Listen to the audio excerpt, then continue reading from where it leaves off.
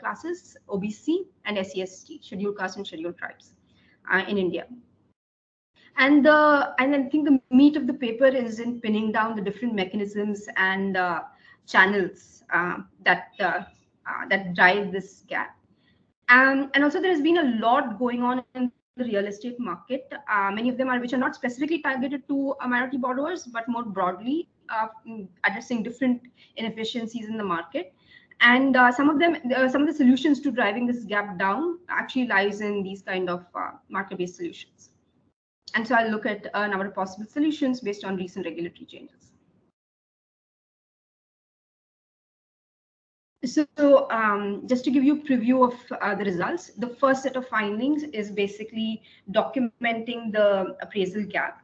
And we find that the appraisal gap is greater. That is, appraisal gap is lower than property value. So, the way I've defined it, it means it's more negative for minority borrowers.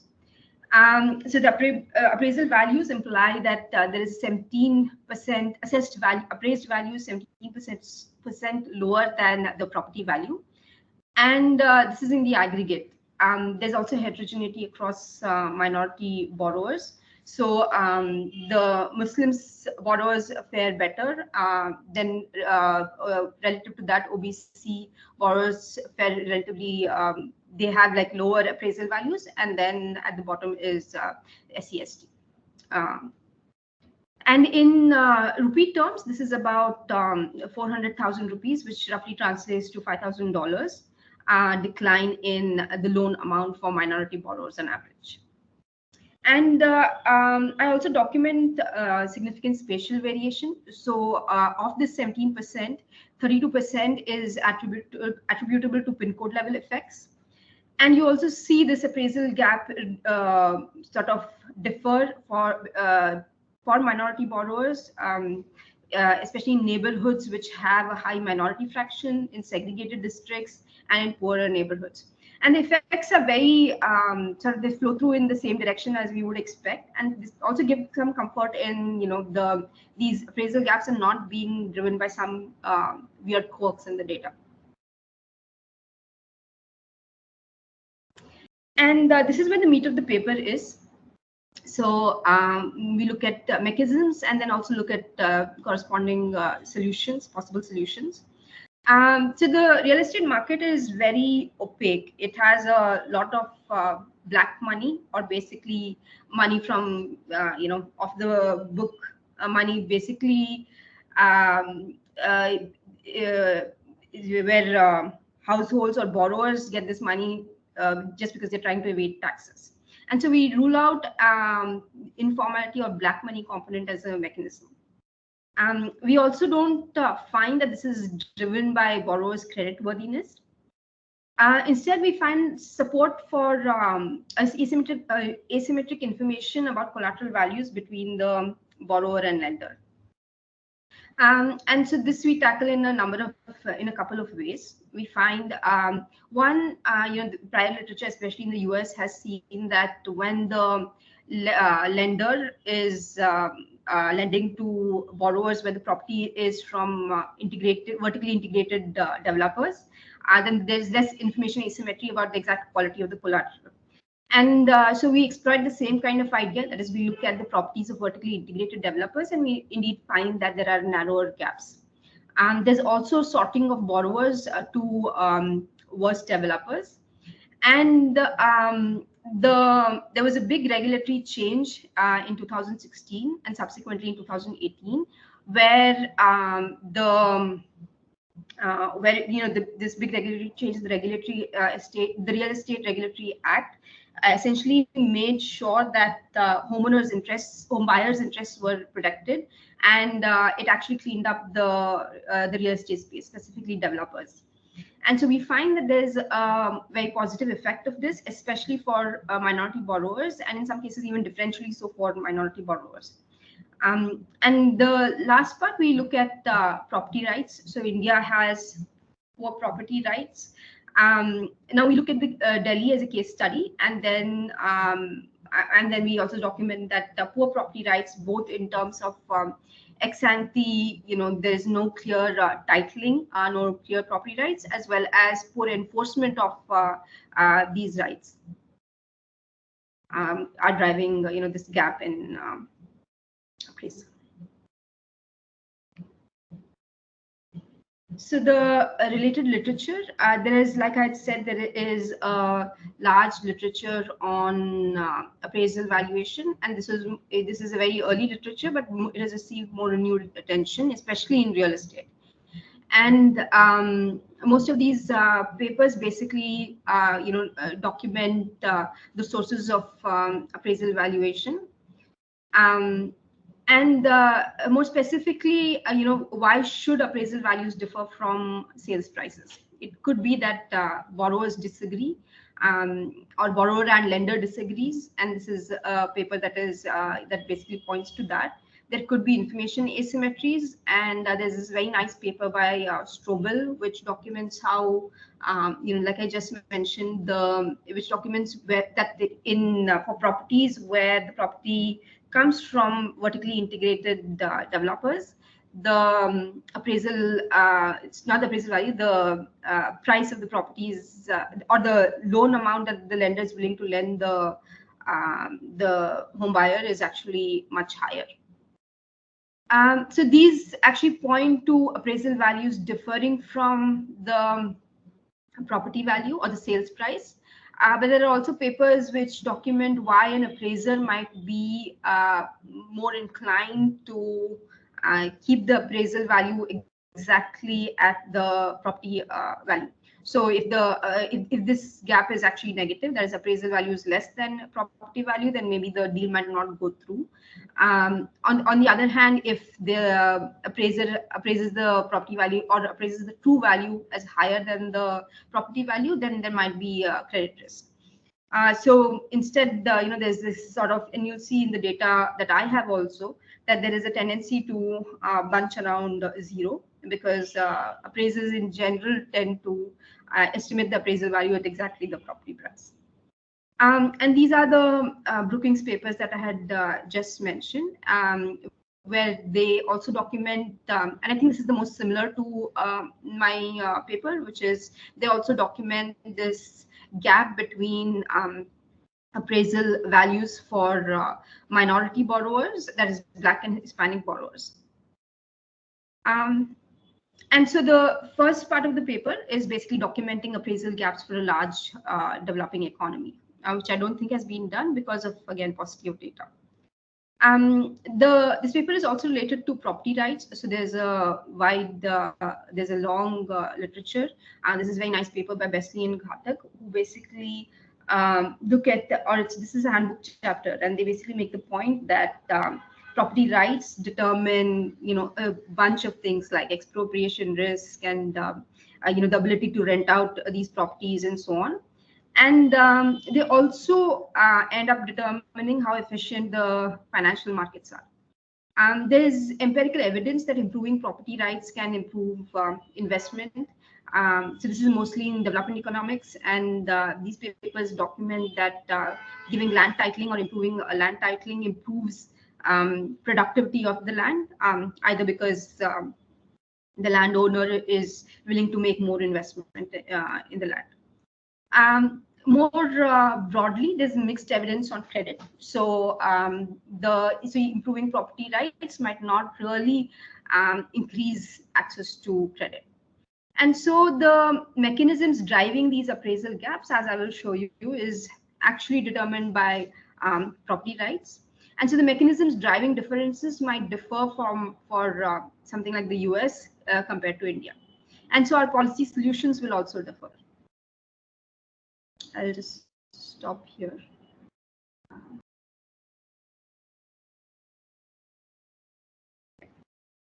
So moving on to the institutional details. So the data itself is going to come from a large state-owned bank. Excuse me. I mean, just to clarify. So basically, you're gonna document this gap between appraisal and the property values, but you'll not be able to identify the source of this gap. Is that right? I'm going to attempt to I'll try to rule out different channels, and then I'll try to determine exactly where the gap is coming from. Okay. But if you're saying whether I can decompose like everything that drives the gap, maybe not. But I'll be able to, rule out channels and tell you like some channels where the leftovers. Okay. Yeah. Thank you.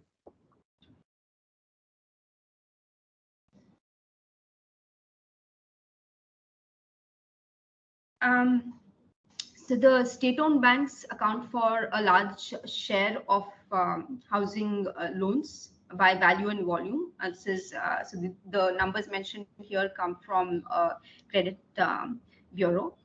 As of December 2020, the top 5 state-owned banks own nearly 30% of home loans by value, and this share has actually been increasing. The real estate markets in India are opaque and plagued by massive inefficiencies. A lot of this is driven by this black money actually infiltrating the market. It's actually a vehicle for storing, money, which was where, like, which comes from the informal side, where this parallel economy, where they were basically trying to evade taxes, and so they're basically off balance sheet. And there's been a massive regulatory push for reforms, especially in the past decade. I'll go into the specifics of this when I come to the mechanisms, but more broadly, there was the 2016 Real Estate Regulatory Act, which basically protects home buyers' interests and regulates developers. So this act targeted developers and made sure that these developers were basically registering the projects, making sure there was an escrow account, and just basically cleaned up the market so that home buyers who were buying from developers knew what they were getting into. The Insolvency and Bankruptcy Code, this was our bankruptcy code that was passed in 2016, and this was targeted more towards corporate loans.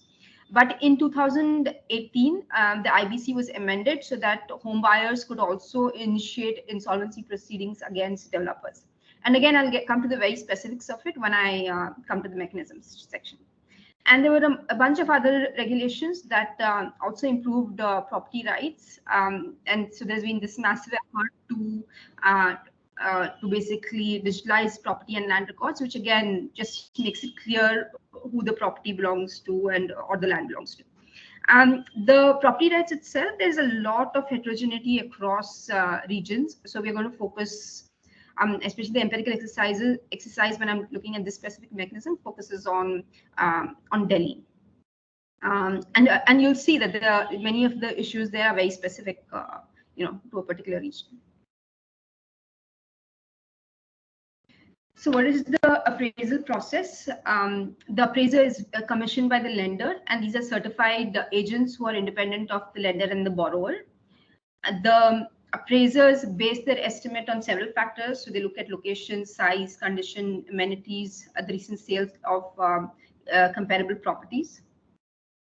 And this basically, the appraisal value determines or helps the lender assess the collateral value and determines the loan amount that he can then give the borrower. In India, these property appraisals are in fact a regulatory requirement.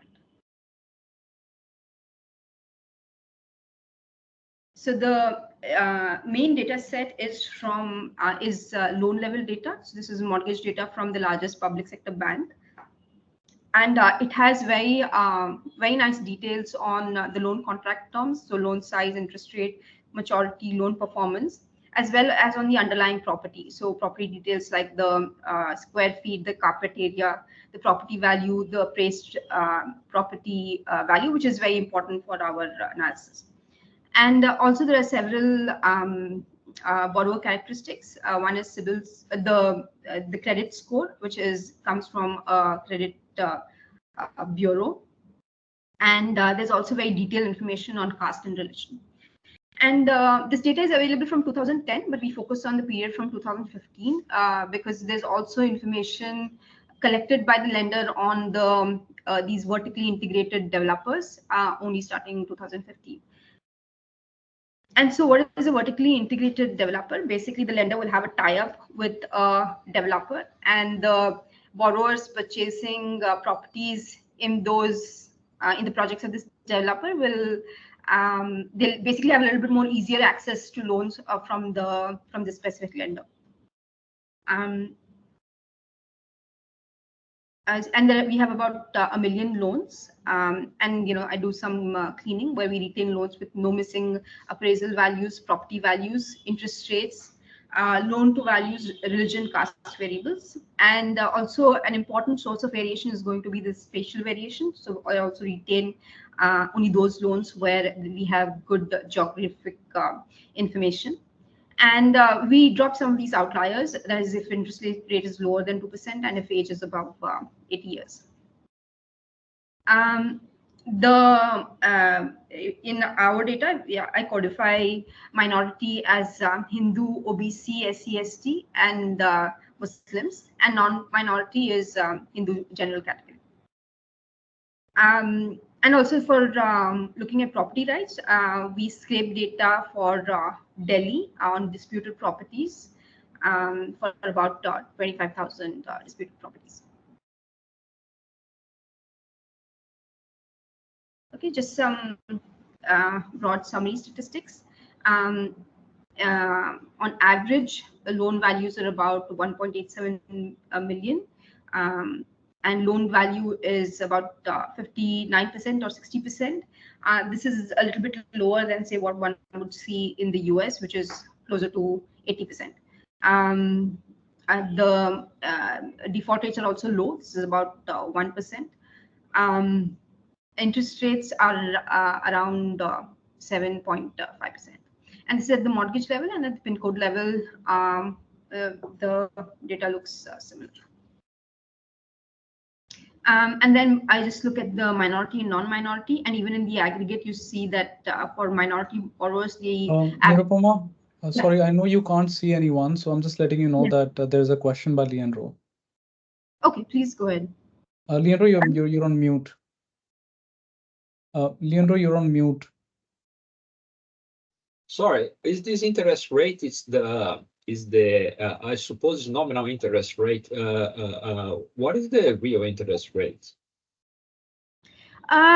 So it differs. I think you can, the target is between 2 to 6% for and inflation would be around, I would say about subtract around 5%, 5 to 6% from this. 6%. Okay. So okay, so, and this is annual interest rate, right? Yeah, this is annual interest rate. And is there any, for example, extra repayment that need to be done on the top of the mortgage or on the mortgage? Repayment or it could be, though it's not recorded. But this is loan origination data, and I think there could be some discounts on the side which are not captured here. Okay. Does that answer? Yeah. Yeah, because I mean, based on if you are obliged to make some, I'm not sure the details there, but I mean, if you need to pay on the top of the interest rate, you need also to make some extra payment. It means have to be factored out. Okay, that's okay. Thank you. Yeah. And these are also ARMs. They're adjustable rate mortgages, but there is actually a very tight band around these adjustable rate mortgages. So, for example, I don't have the rate sheet here, but basically, if the interest rate is about 7.5%, then they can't exceed beyond, say, 8%. Nirupama, a few clarificatory questions. One, you're talking about home loans only, right? No other kind of loan. Right. The second bit would be when you're talking about the gap, when you're calculating the gap, do you know the sale value of that specific unit, or is it a comparable unit in that PIN code or suburb? No, it's that specific unit. Okay, so that'll be a fraction of the total data that you have, I'm assuming. Yeah, but it is a fraction of the total data, but this is almost like they're mandated to capture this data. Oh no, actually you'll have the whole information, no? Because you're talking about a loan and then you also know what the actual sale value was. So you'll actually have more or less complete coverage. Yeah, exactly. Okay. Yeah, no, that's fine. Thanks. Yeah. Sorry. I mean, so basically, I mean, the appraisal taking a different period than the properties is right. No. So basically, people have incentives to sell the properties. The properties, no, the market starts to go up. I mean, people try to cash in this. So I'm supposed to expect to see a gap, and this has nothing to do with nothing to do with the with this the traditional gap. I mean, that you try to address. Is that correct? I'm not sure. So is the point that it could be just some market forces, and what I'm capturing, what the lender is doing, is that his assessment is that the property values are going to go down, and that's why he's saying that the appraisal value will be lower. No, let me fill in the gap. Nirupama, so what happens in Australia, for example, is that you can get the property appraised by a mortgage broker or somebody, and then sell the property later on. But correct me if I'm wrong. The case in India is that when you are buying a property, you approach a bank, and the bank will do the appraisal basically for you, and then decide how much it wants to lend. Is that basically what you're talking about? Is that the appraisal that you're talking about? Yeah. Exactly. Okay, so that's contemporaneous. The That's latter one. contemporaneous. Yeah, the latter one, and where the lender basically commissions the the appraiser and then gets an appraiser. Yeah. Okay. Sorry, but this is loan is for the loan to buy the property, or is any loan? It's loan to buy the property. So basically, these are collateralized loans. And so for a collateralized loan, the underlying, if the borrower defaults, the lender can actually have access to the. So basically, this market property, there's not the real value of the property that was sold in the market. But I mean, having a gap doesn't capture. It's just capturing perhaps a valuation of the property itself. It could be, but then it's different. It's like there's a difference between minority and non-minority borrowers. Yeah, because might be that the minority properties are the ones that are not desirable. People want the other. But that should be reflected in the property value. Yes. So basically, yes, this should be on the problem. Oh, I see. But we are normalizing that. Okay. Okay. In fact, can be. This plays on your side, right? Yeah. Okay. Yeah. Great. Thank you. Just one more clarification question. The appraisal, the appraisers, do they have to follow like a form and like a rubric and explain everything, like items that lead them to a conclusion of the value of the property? They do, but there is again a lot of there is a lot of discretion that they have. In the sense that not the borrower might not know all the details of the comparable properties that it's being pegged to, and so on. But they will make this available to the borrower, and the borrower can may have an issue with it, but there are like very limited avenues for them to sort of contest the final appraisal value. I see. Thanks. Nice questions.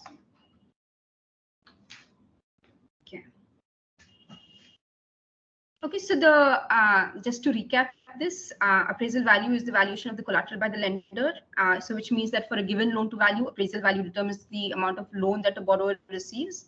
And so very precisely, the appraisal value is the log of appraisal value to property value. And it's important to note that we are actually normalizing this is relative to the property value. So we already control for all differences across properties, which should be reflected in these market values.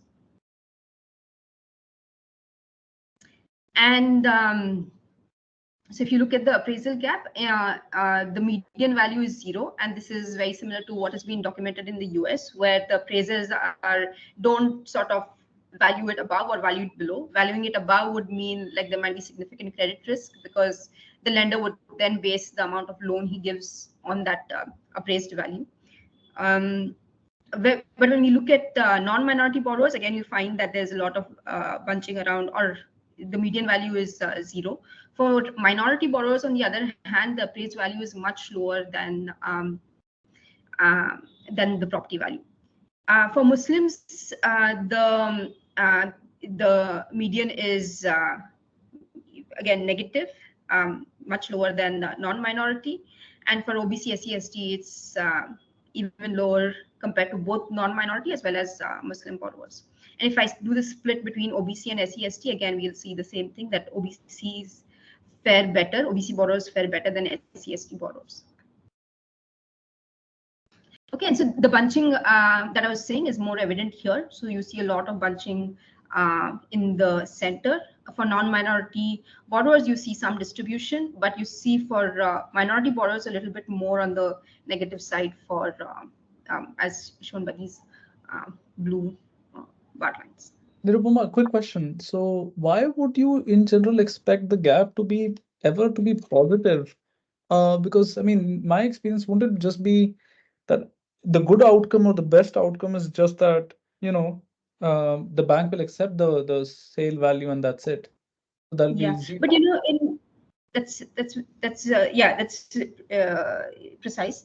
But basically in India, there's a lot of black money component. So it could be that you know, the total, everybody knows that the total value of the property is much higher, and so the lender might be willing to lend based on this actual full value of the property.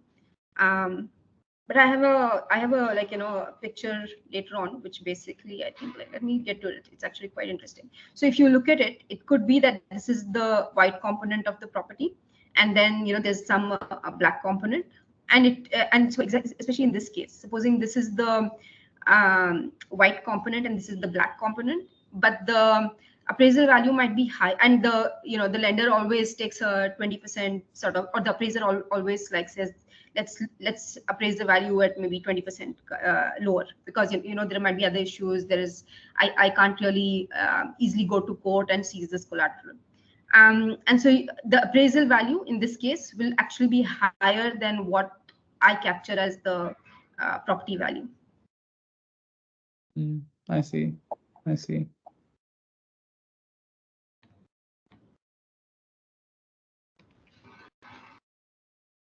But even in the US, there are instances where the appraisal value will be higher than the property value or the market value, and there is you know, the papers which have documented that when the appraisal value is actually lower, then you know, the borrower sort of retaliates. He has avenues where he can sort of contest this appraisal value. I see. So you know, again, we see when I look at the split between Muslim and OBC, SC, ST separately, again, we have non-minority bunching more more bunching at 0 for the non-minority borrowers. For Muslims and SC, ST and OBC, there are more negative values, and more so for OBC, SC, ST. I think like the Muslim is not visible because it's hidden behind. But yeah. Okay, so there is significant. So these are at the pin code level, so which are zip codes or small neighborhoods, and there's significant variation across the country. So it's not just driven by, you know, some states some states are not driving all of this variation. And so the baseline specification is basically going to relate appraisal gap to a difference in you know, how this differs for minority and non-minority borrowers. And so I use the appraisal gap, which I had defined in the previous slides, and this is at the mortgage level. So this is loan I in time period T. So this loan I has been originated in T for where the property is in district D of I in pin code P of I. And so the most stringent specification includes a pin code time fixed effect. And my coefficient of interest is this indicator for whether the borrower is a minority borrower. And I also include certain controls. And so typically on the rate sheet, we have something like for different buckets of CIBIL score or different buckets of the credit score. There are different rates available and different kinds of loans available for a borrower. And so I'm basically comparing within this bucket at the national level. And in various specification, I include other controls, but not in the baseline. And the standard errors are clustered at the pin code level. Sorry, Nirupama, aren't appraisal gaps negative? How can you take log? No, sorry, I should say that, like, I've double counted the log, so this is already logged, right? So this is my dependent variable. I see. Okay, yeah, cool.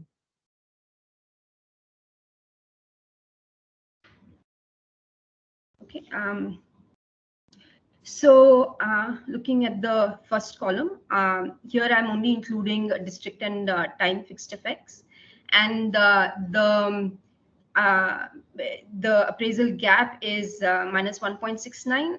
And then when I start including the controls, which is basically controlling for the credit score, there's a marginal decline or there's a narrowing of this appraisal gap. And much more so when I include the pin code time fixed effect. And so comparing this estimate with this, or maybe adding the controls, this estimate with this, also tells me that the across pin code variation is basically 31%. Overall, this estimate of minus 0.169 translates to about 400,000 lower loan amount for minority borrowers. And assuming the average loan to value of 59%, it corresponds to about sorry, this should be lower. It should be about 60% of this. Sorry. This basically translates to about 400,000 lower loan amount, assuming a 60% loan to value and an average property value of 4.6.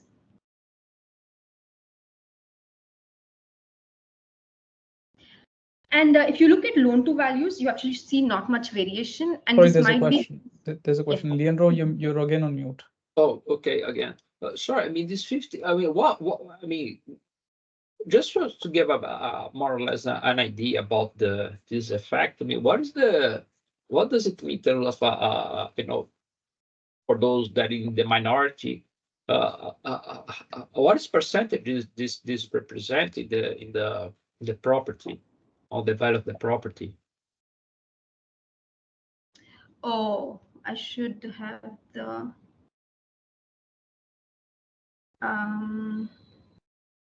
I mean, I would say it's sizable, but I don't know. I mean, this is just, I mean, I don't know what's the. I get your point. No, so it should account for a large share, and that large share is actually, by large I mean like about 40%, and it should account for a large share. It's basically coming from, for example, this is okay. So let me, yeah. So basically, this is for the set of borrowers who have got a loan. And so, so there might be some culling at the origination itself. Some might not have gotten loan approvals. And so the sizable portion of the loan comes from Muslim and OBC borrowers who actually fared better, especially OBC borrowers. And this SC/ST fraction is actually going to be much lower. I don't have the numbers off of I should have these numbers. I don't have these numbers. But together they should account for at least like around 40%. Of loan, like the number of loans. Okay, great. And please continue. Okay.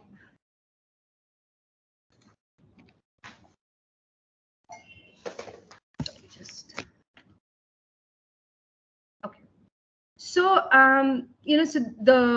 so one might be interested in, okay, maybe there is this difference in appraisal value, but maybe there is an adjustment on the loan to value. And so in effect, there might be no effect on the loan amounts. And I want to show that there is a sizable effect. So there's actually not much variation in the loan to value across minority borrowers. And this basically corresponds to a very small amount, about like $50, about $60.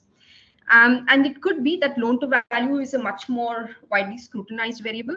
So, for example, even the fact that the state-owned lender is capturing the status of whether a loan belongs to a minority versus non-minority borrower, that basically tells you that this is a very scrutinized sort of measure, even at the regulatory level.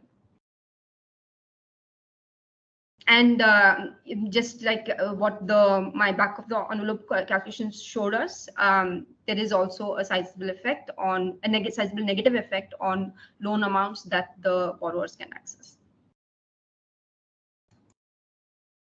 Okay, and now I'm going to actually just do different cuts of the data, and this sort of establishes two things. One is that there is significant spatial variation in the appraisal gap, and second, it also gives us comfort that this is not just some outlier, some quirk in the data that's driving these results.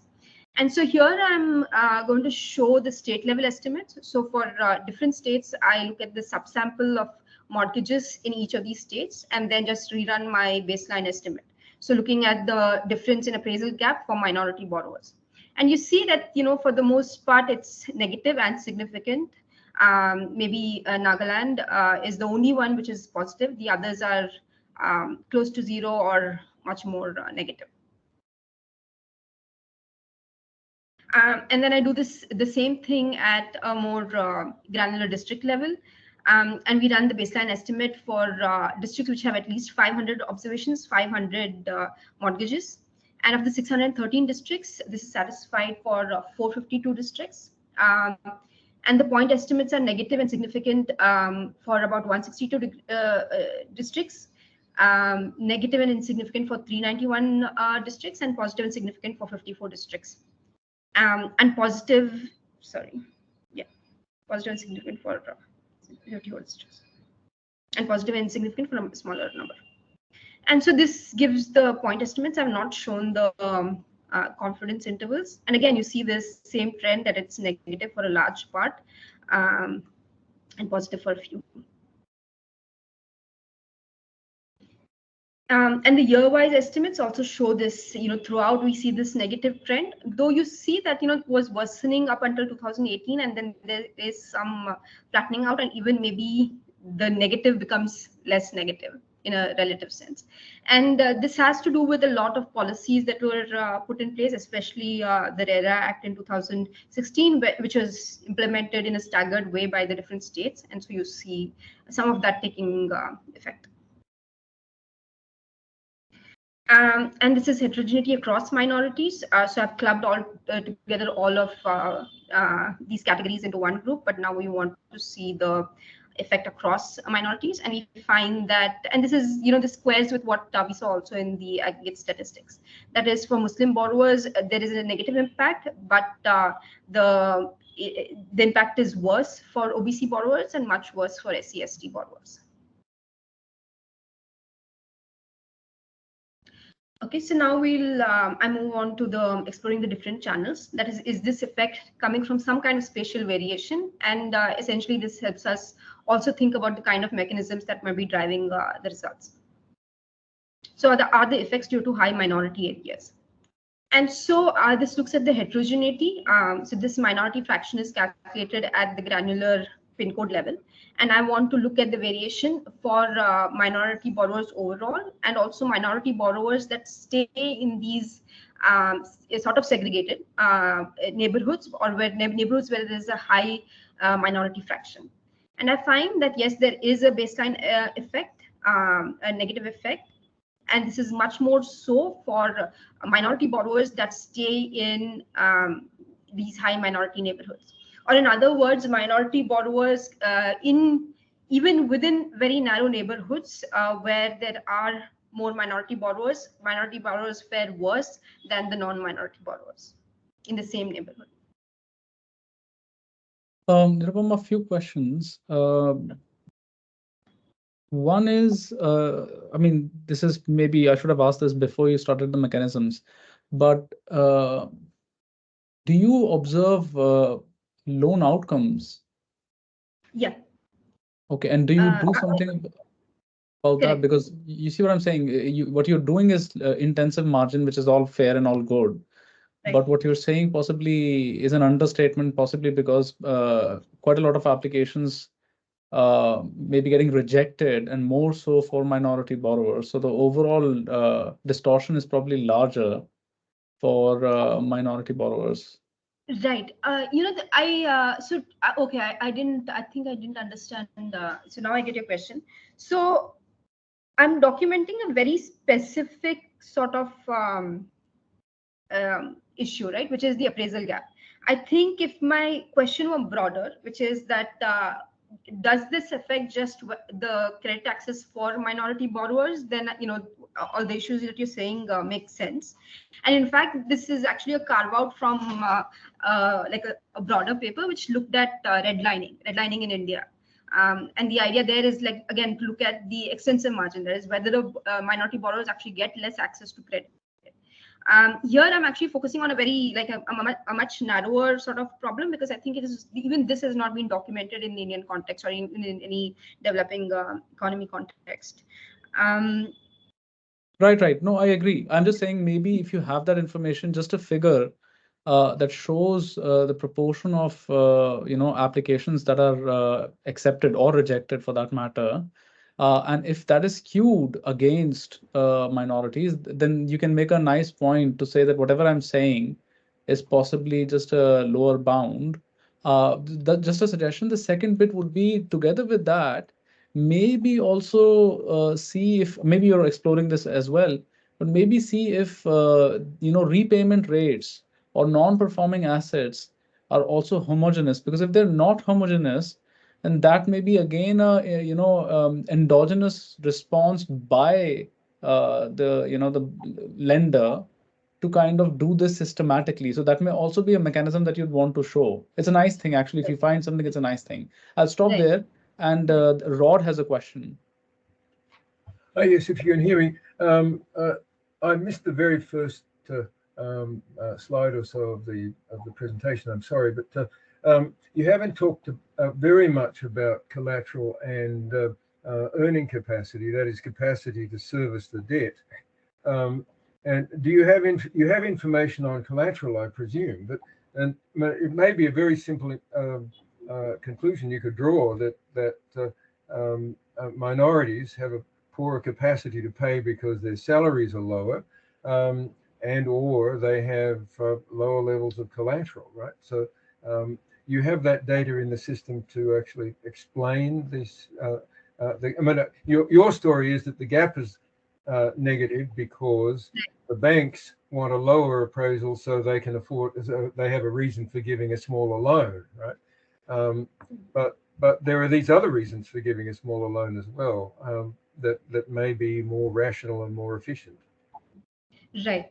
Yeah. So I think a little bit of part of your question is related to Girish, but the sort of the let me try to answer together.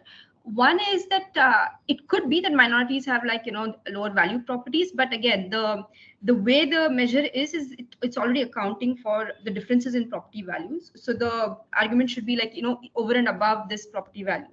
And so the other kind of point I think you were making is that there are two sources. There are two reasons why the lender might not be willing to give a loan. One is there are differences in borrower characteristics, that is his ability to pay and so on, which is again, I think what Girish is also saying. And the second is that it's differences in the collateral value. And so for differences in the borrower characteristics, I do have information on the default properties, and I show that this is not driven by that. That is, even after I control for differences in borrower the exposed default rates, the results, it explains none of the variation actually. And that could be because I'm already controlling for credit score in my baseline, sort of the most stringent specification in almost all of the tables. The Yes, and the other go on. sorry, go on. Yeah, I can't see you, so I'm yeah. I'm sorry. Yes. Go on, please. Yeah. The other question I had is that all these data seem to come from one state bank, right? Now the individual states in India have their own banks too, I understand, right? So that one wonders, when you show that map of India, it looks like this one government-owned bank has sort of a higher level of loan issues throughout the country, but in fact it probably doesn't, right? No, that's not how it works. Yeah, it doesn't work that way in India. It is a national bank. None of the state-owned banks are for a particular state. They're actually regulated by the federal government. Right. So they're not state-specific. Right, but one imagines that some of those banks would be more have much of their activity more concentrated in some individual states than more so than others, and so on. That is, it might have non-uniform coverage around the entire country. It's not. No, this is the data from. This is my data. And you're saying there could be some variation. I don't think so. I think like this is the largest state-owned bank, one of the oldest, and it does have like the most expansive reach across all. As in, it's a cut above the the other banks. So it's going to have the most not have that much geographic concentration. Okay. Now I just thought, were there any geographic variation, then that's going to influence also the relationship you have between minority borrowing and the level of borrowing and appraisal. So, but if that's not so, I mean, if this bank has very uniform coverage across the country, then that's certainly not something you need to worry about. Yeah, thanks for that. And that's why I do different cuts between state level, district level, and so on. So it's not just driven by these maybe spatial concentration. Yeah. Okay. And yeah, the repayment data, Girish, to your point, I don't have that, but I can think about it more carefully, how it would influence my results. I guess like your idea is that it differentially somehow the appraiser and the lender knows that there are differences, and that's what is being captured. Right. And the way I have not yet done it, but I think there is something about the interest rates that I can exploit. So for example, for borrower creditworthiness, I've exploited the NPA, but I think I can, if it is priced in, then I can control for interest rates, and results will also flow through. And I need to think a little bit more about the argument, but I think yeah, if you get action, that'll be nice, because that's that's another explanation of what's happening. Right.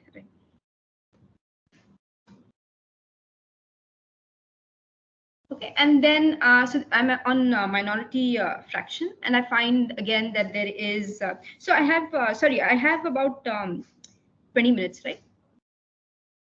That's right. Okay, great. So I find again, this is just looking at different cuts, and again, the idea is to just keep repeating this exercise so that we get some comfort that this is not driven by some quirk in the data. And I find that if I look at different deciles of this minority fraction, again, the effects are sort of increasing as the minority fraction keeps increasing. Then I look at segregation differences. This is district level segregation. That is how segregated minority borrowers from the non-minority borrowers spatially. And again, there is this baseline effect, but also the effect is much more so in districts which are more segregated. And again, you see this sort of, decline, more negative effects for more segregated districts. I also look at differences by wealth, and let me flip this sign. So the poorer the neighborhood, the worse is the appraisal gap. And again, when I look at different cuts, there is this increase in appraisal gap across for wealthier neighborhoods. Okay, so this one, the mechanisms is where I think, where the meat of the paper is, because the mechanisms in the Indian context are going to be very different from what has been documented in the more developed economies. And so I'm going to explore three different channels or mechanisms. One is there are differences in the black component of property prices. There could be differences in, and some of this has come up. So differences in borrower creditworthiness and differences in collateral values. And so this is basically going to be, the punchline is that it's not either of this, but I think this will take the most of our effort to sort of pin this down exactly. Okay, so the black money component, real estate transactions typically involve partial payment with off-the-book sources of money or black money, and this is typically done to avoid taxes. And so one can argue that it is just something about about the way black money is not captured that is driving these differences. For example, here's just an illustration. So think of a low-value property. Maybe this is minority borrowers have property values which are lower priced, and and we know that higher value properties actually have a larger black component, and so the low value properties, the black component is less, and say the appraiser or the lender always takes this cut of 20%, accounting for differences in other differences why he might not be able to actually seize the collateral. And so the appraisal value will be this much, and so if you look at the appraisal value to the book property value, which is what is captured in the data, that will be sort of negative. For a high value property, again, there's a bigger black component, and so if you look at the appraised value, it might actually be more than the property value. So appraisal gap is greater than 1, and so maybe it's just this variation that we are capturing. And so again, I repeat the same exercise as before, that is look at different property values. And it is true that so we again, each of these estimates is basically capturing the difference between minority and non-minority borrowers in appraisal gap for low valued properties and for high valued properties. So consistent with what the previous slide was sort of speculating, it does seem that the gap becomes narrower, or it becomes more positive as for higher valued properties. But even at this top end, there's still this negative effect. Okay, and so to test this, again whether it is about this black component, I actually look at the occupation of the borrower, and then I'm able to split it into two buckets: salaried borrowers and non-salaried borrowers. And the idea is that salaried borrowers will have access to less black money compared to non-salaried borrowers, and so that gives me variation in the borrowers who had more or access to black money versus less. And so I think there was so it had not come up, but I think somebody had mentioned salaried. Actually, they mentioned the level of salary, so it's not exactly that, but consistent with the hypothesis that I hypothesized here. So it does seem that, and if you look at this, the appraisal gap here will actually look higher than the appraisal gap here. And consistent with that, if the borrower is salaried, then the appraisal gap is lower. And this basically might be accounting for the fact that for salaried borrowers, there is less black component of money or less hidden value of the property. Nirupama, there's a question by Rod. Yeah. Sure. Apologies for this, but the diagram you have is very interesting.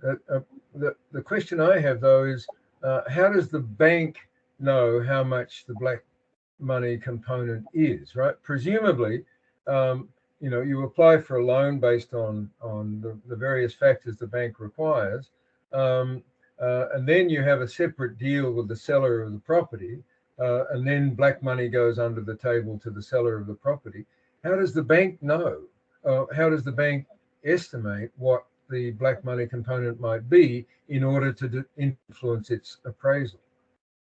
Yeah, so this is this I'm not sure, but this is one of this is a project I tried to start in the very beginning, but we had found out that some of the private banks even record the black component of the property. So it's not that it's like they do get an estimate based on, say, for example, most properties in a given area the black component will be everybody knows sort of what the surrounding properties are selling for, and so there is some estimate of what the black component is going to be.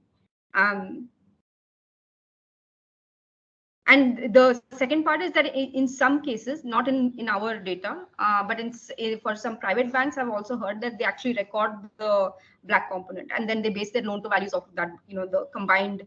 The question is, how do they do that? I mean, one way might be to say, well, we're offering this loan, and we know how much collateral the borrower has, and then we observe what the actual selling price is. And there's a difference, so we simply count that as black money. Is that the sort of mechanism they might use?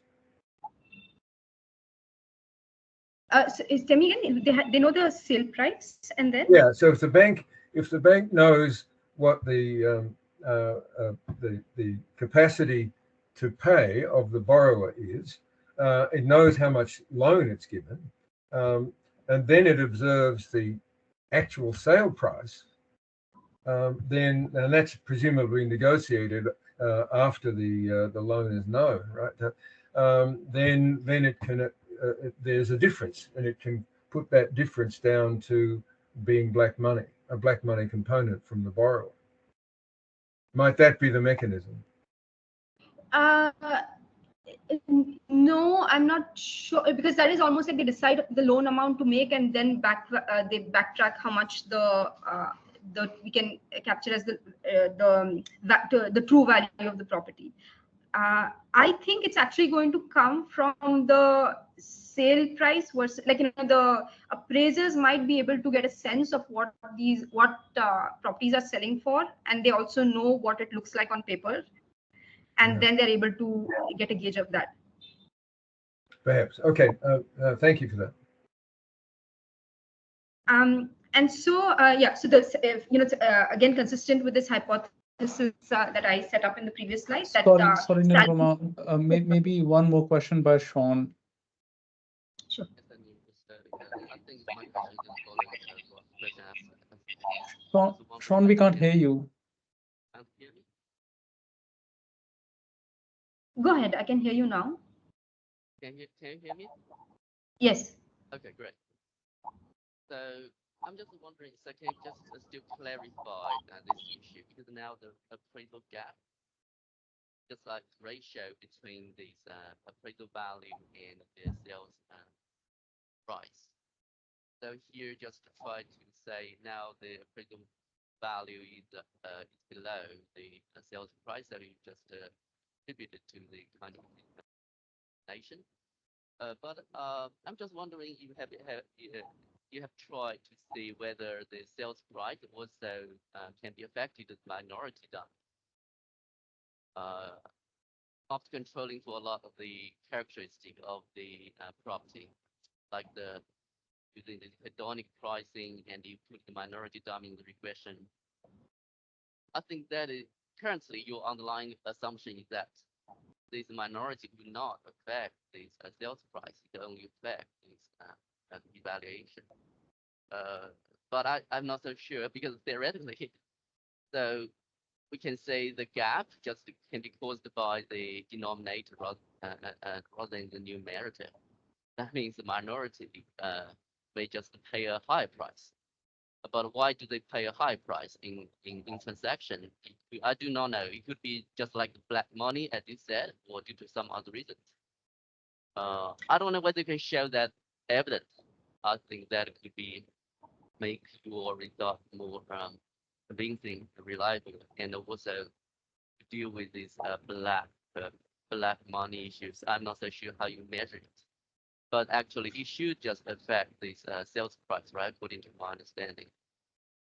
Right, and I think this is a good point. So we have to do a little bit more work to address this specific point, because we don't have. I think the idea is that we need to do a hedonic pricing, because it could be that the structures that minority households might be very different from non-minority households, and maybe the lender will not price in this higher property price that the minority borrower is willing to pay for this particular collateral. And I don't have specific answer. And right now I'm just relying on this property prices for my, like, basically this is everything relative to the property price. And why would the I'm just going to give you the punchline for the future slides, but I do find that many of these gaps also come from lower collateral values. And it could be that maybe minority borrowers don't know that this is almost like they can't get loans against this collateral because it's their property rights itself are not very clear. So one way to sort of estimate that is sort of going down the road of like thinking about more financially savvy or more borrowers who have more access to lawyers. Maybe they are able to gauge the true value of their properties. But I think it is part of the channel. I'm looking at it as like a part of the channel as to like why minority borrowers might be willing to pay more than in a relative sense than non-minority. Yeah, I think if the discrimination is a story, then it can be discriminated. Yeah. That can be discriminated in both markets, in both the mortgage and loan market, where they get undervalued appraisal price. And Right. there was a discriminated in the property transaction market. That means they have to pay a high price. Right. I think both can lead to this gap. But so far, yes, I do not know which. Yes, Right. we can yes. Yeah. I'm not Therefore, come we to what cannot it is. distinguish the both channels at the moment from this gap. Right, but I would say that like till now I've not told you what it is. I've been saying what it is not, but let me get to quickly what it is. And it's going to be like a lot of it is actually going to come from differences in property rights. They actually don't have clear. Quickly, can I just say that we just have 5 more minutes, so let Nirupama complete her slides, and then we can ask questions if we are keen and if she's happy to stay on for a while. Please, Nirupama, go on. Sure. This is I'll just speed through some of these things. So we also look at I think this had come up, so I'll just mention that we also control for ex post default, and the negative effect still remains. And then I think the sort of now what it is, right? There are the differences in collateral values. So maybe there is asymmetric information about collateral values, and there's more ambiguity about the property rights, and even it's much more difficult to enforce those property rights. So we have data on, so the lender now also gives loans to developers, which it sort of has a tie-up with. And so the lender and the appraiser know more about the kind of collateral, the quality of the collateral. And so I look at the appraisal gap and differentially how does this look for minority borrowers who are borrowing from integrated developers. And it does seem that the gap actually narrows and almost disappears for these integrated developers. And so even conditional on these developers that are sort of, even conditional on the loans that are coming from these developers, there is variation. So if you look at, so for example, if I just look at minority borrowers within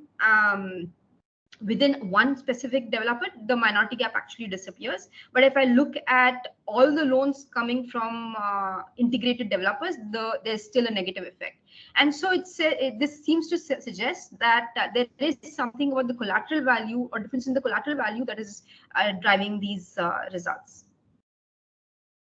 And even though this is only for a subset of borrowers, the effects are still there. So I look at it like without the developer time fixed effect, and the effects still remain, albeit smaller, because again, this is a very select set of mortgages where the lender does have trust in this particular developer. But even across these even within the developers that are vertically integrated, there is a sort of variation, and there are some a subset of developers where you still see like a much worse effect. And without going into the specifics, there does seem to be a matching of minority borrowers to much worse developers. And so the RERA Act was a game changer. It basically regulated the real estate sector, and mostly it regulated developers. So it made it very transparent. The developer now had to, there was a mandatory project registration. There was also a state regulatory authority set up. There was an escrow account where the depositors had to develop almost 70% of the funds that were collected for a particular project that had to be put into a separate escrow account. And this was almost like a Ponzi scheme where developers did not do that before. And there was a lot of other information that needed to be made available to the home buyer. So, the carpet area basis, so that the home buyer knows exactly what he's paying for, and so on. And also grievance redressal mechanism. And so there's a staggered implementation of the RERA Act.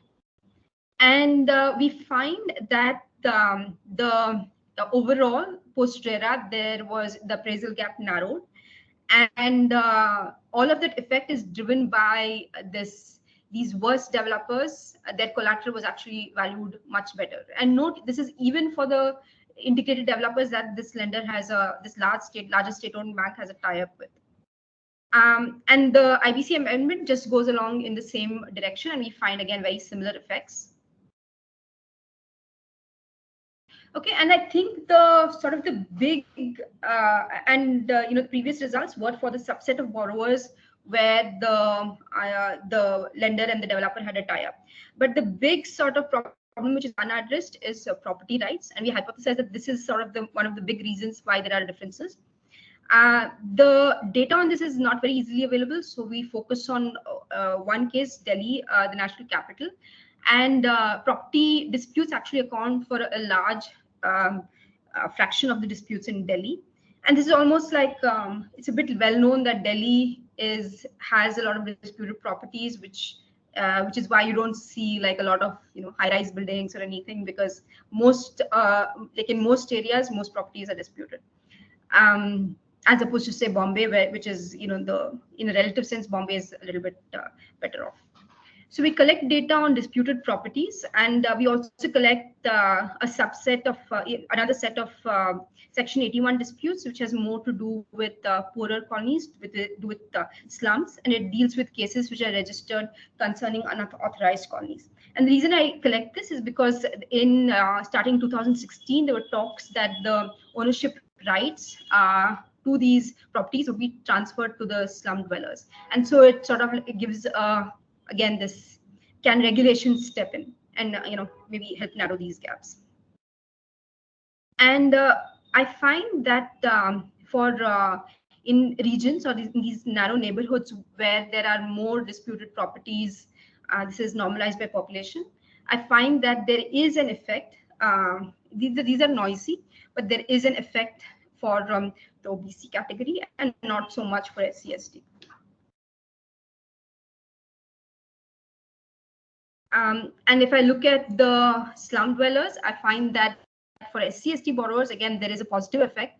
Again, coming from this idea that there was this move to transfer the ownership rights to the slum dwellers since 2016. And so and if you look at before 2016, the effects are actually negative or non-existent. Okay, and there are also differences in enforcement. This should be enforcement, which is at the district level. And here we collect data on judges per normalized by population. And so the idea is that if the judges or the courts are able to enforce property rights, then we should see more of an effect.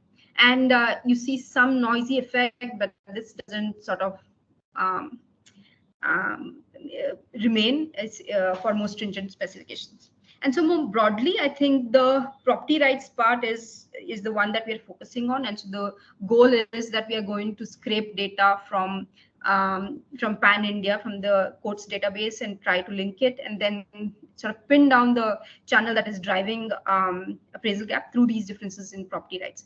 And the challenge has been that like the property rights are a bit murky, and they differ a lot region to region.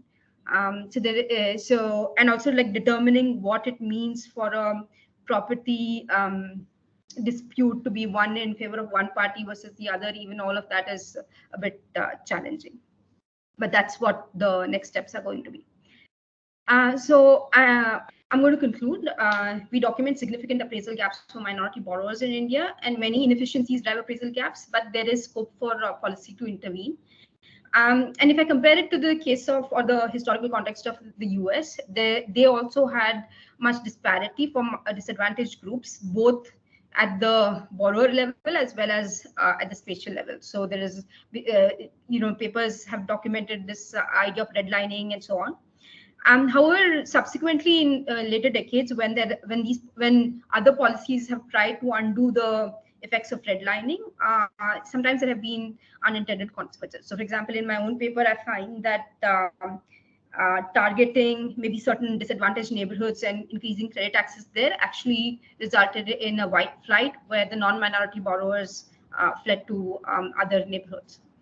And in our case, we actually look at non-targeted reforms. So all of the reforms I mentioned, the RERA as well as the IBC, were much more broad-based. And they differentially affected or differentially helped disadvantaged groups. And this could be because the inefficiencies basically fall on the minority borrowers in the ex-ante world. And the main takeaway, at least from the last part of the analysis, seems to be that fixing property rights can lead to welfare gains. And the idea is and this is like an old idea, where poor property rights, especially in developing economies, might lead to this idea of debt capital, where both because the borrower doesn't, or the household doesn't have property rights, he might not be willing to invest in it, or or be able to rent it out, or even get credit access against it.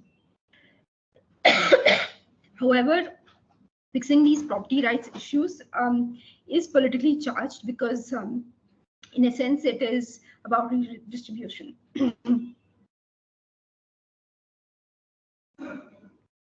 For example, the case I spoke about for slum dwellers essentially transferred the ownership rights from the landowner to the slum dwellers.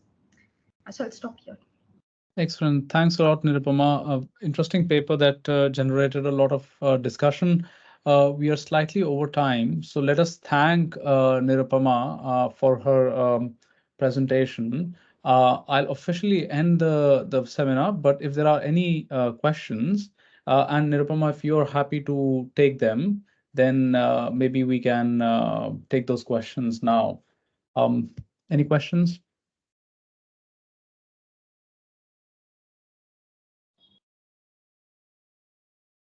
I don't see any. I just have a couple.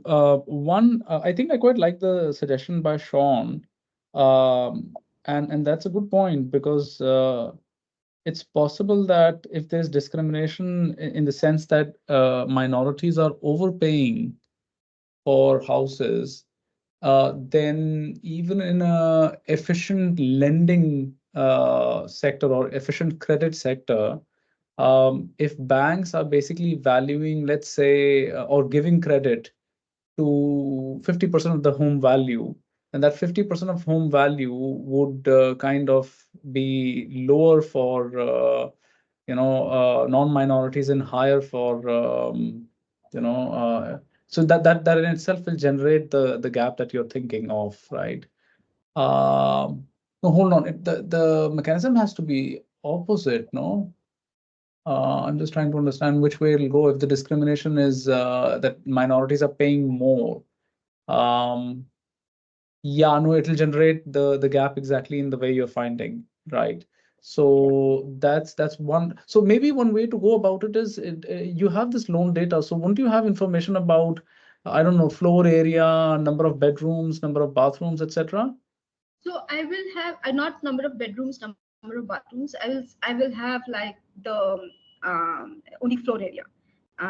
And the issue always is that it could be some feature of the house which is also different. Like I need to do a proper hedonic pricing, but I'm not sure I have the data. But I will think a little bit more about it. Maybe with supplementary data, with census data, I can do something. Right. And again, maybe you have thought of this, and maybe I didn't absorb this, but when you talk about the black component, is there more to it than what we have discussed, in the sense that if the black component is heterogeneous, not just for low and high house values, but for minorities and non-minorities. So the proportion of black value itself is systematically different for black and minority and non-minorities. Then again, if the bank is basing the collateral value as a fixed proportion, that may again give you different results because the bank kind of knows that that's the value of the house. It's just that for minorities, for some reason, they're either having more black component or less black component. I don't know. I don't have a prior there. But if there is some such thing going on, where the Yeah. proportions themselves of black and white is white, but yeah, the black and the documented component is different among minorities and non-minorities, then maybe you get some action there as well. I haven't thought this through, but maybe this is food for thought.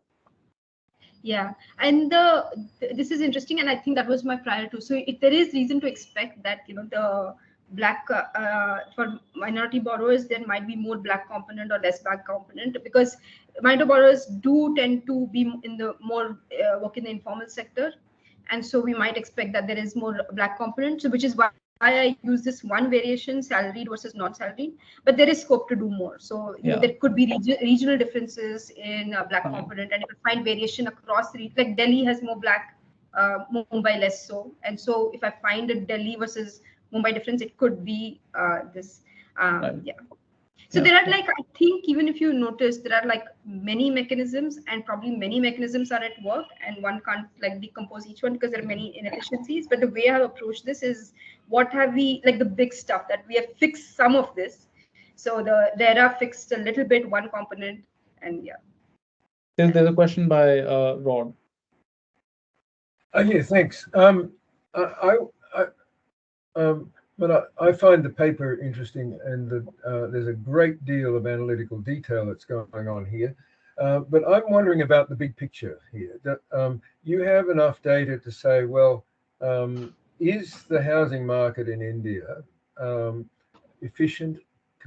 That is becoming more efficient through time, and is it serving the whole of the Indian population increasingly? So this doesn't relate directly to your paper, but it's interesting to me to know, for example, is the formal bank loan component of housing finance increasing through time in India, for example? Otherwise, people who are in houses, maybe in slums and elsewhere, they have various forms of informal debt to often, unscrupulous landholders and so forth, right? So if we're moving away from that to a formal bank lending mechanism for housing finance over time, that's got to be a good thing. And if the minorities are increasingly being lent to over time, then that's got to be a good thing too, hasn't it? I'm just wondering what the data says about that, because in some sense, comparatively, I mean, the poor are always going to be poor because they're poor, right? And and we can get into a cycle where we're just grinding away on that the whole time. But if we take the big picture and we look at the overtime changes in the proportion of the poor who are actually being financed through state banking systems, that could give us a little bit of better news. I'm just wondering if you have an impression about that. Right. Yeah, no, this is very interesting. And this is, I think, under the core of like, the 2-3 projects that I'm doing now. And especially in this, so it's true that the government is trying, the real estate market has been very inefficient because of this murky property titles. And I think the prior was that, one can't do much to fix the inefficiencies. And in fact, when the RERA Act, which I looked at, when that came into effect, the prior was that it would help only the very rich, but probably hurt the poor, because developers might find it the regulatory burden is so high that they might be forced out of the market and hurt minority borrowers. And so this finding was interesting, that even something very broad based, which is not targeted to minorities, did end up helping minorities because the inefficiency was actually much more prevalent there. And with regard to the other set of papers, that's an important point, by the way. That's a very important point to emphasize, I think. The glass half full point here. Right. And it's especially with mortgage markets, it's a bit more difficult as opposed to the other sort of parallel thing that's going on in India is this digitalization. So because lenders are now lending based not on just on collateral, but on whether I have money flowing in through digital transactions. So more cash flow based lending. So you're seeing a lot of formalization of borrowers getting access to formal credit there. But I think with real estate, it's going to be a lot more difficult because of these property rights.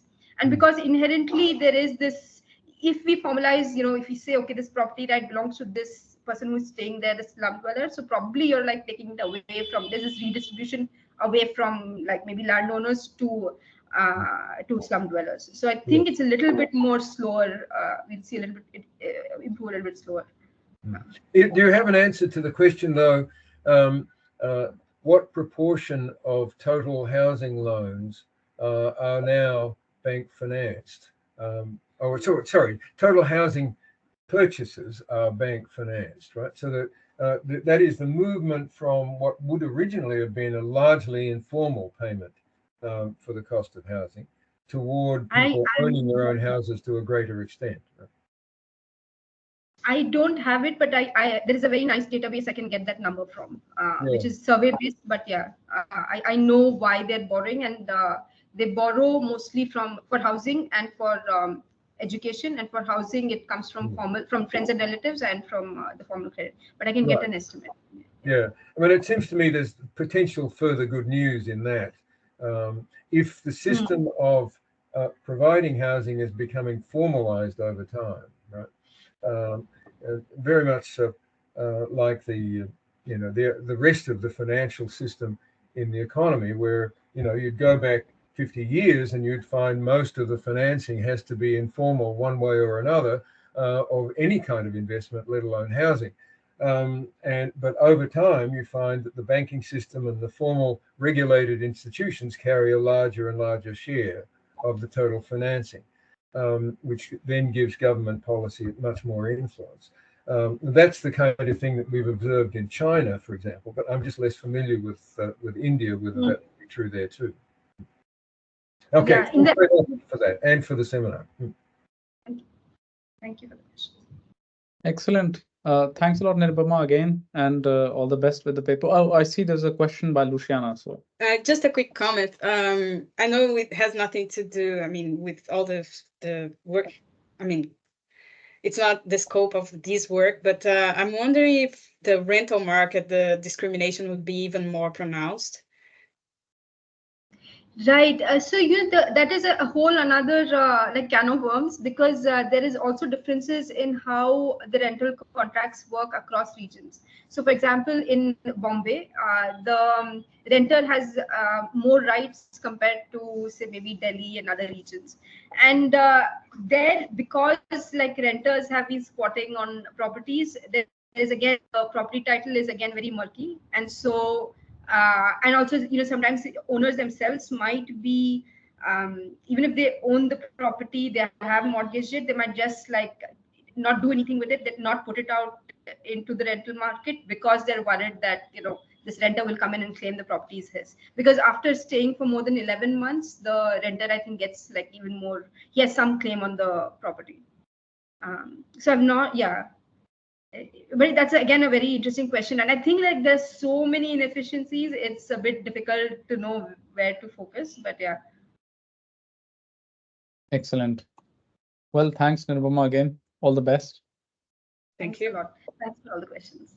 Take care. Bye.